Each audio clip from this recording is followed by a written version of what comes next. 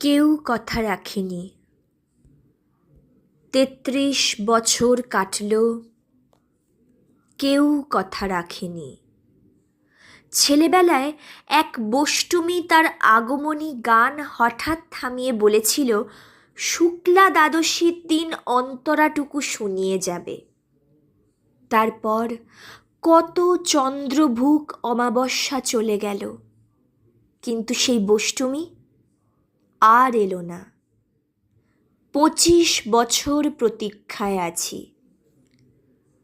মামাবাড়ির মাঝি নাদের আলী বলেছিল, বড় হও দাদা ঠাকুর, তোমাকে আমি ৩ প্রহরের বিল দেখাতে নিয়ে যাব।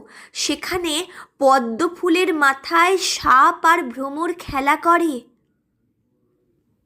নাদের আলী, আমি আর কত বড় হব? আমার মাথা এই ঘরের ছাদ ফুঁড়ে আকাশ স্পর্শ করলে তারপর তুমি আমায় ৩ প্রহরের বিল দেখাবে? একটাও রয়্যাল গুলি কিনতে পারিনি কখনো। লাঠি লজেন্স দেখিয়ে দেখিয়ে চুষেছে লস্কর বাড়ির ছেলেরা।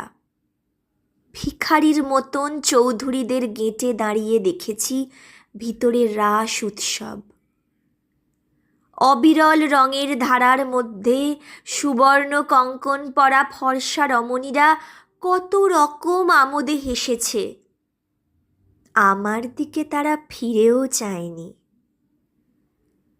বাবা আমার কাঁধ ছুঁয়ে বলেছিলেন, দেখিস একদিন আমরাও। বাবা এখন অন্ধ। আমাদের দেখা হয়নি কিছুই। সেই রয়্যালগুলি, সেই লাঠি লজেন্স, সেই রাস উৎসব আমায় কেউ ফিরিয়ে দেবে না। বুকের মধ্যে সুগন্ধি রুমাল রেখে বরুণা বলেছিল, যেদিন আমায় সত্যিকারের ভালোবাসবে সেদিন আমার বুকেও এরকম আতরের গন্ধ হবে। ভালোবাসার জন্য আমি হাতের মুঠোয় প্রাণ নিয়েছি, দুরন্ত ষাঁড়ের চোখে বেঁধেছি লাল কাপড়, বিশ্ব সংসার তন্ন তন্ন করে খুঁজে এনেছি ১০৮টা নীলপদ্ম। তবু কথা রাখেনি বরুণা। এখন তার বুকে শুধুই মাংসের গন্ধ। এখনো সে যে কোনো নারী। কেউ কথা রাখেনি। ৩৩ বছর কাটল,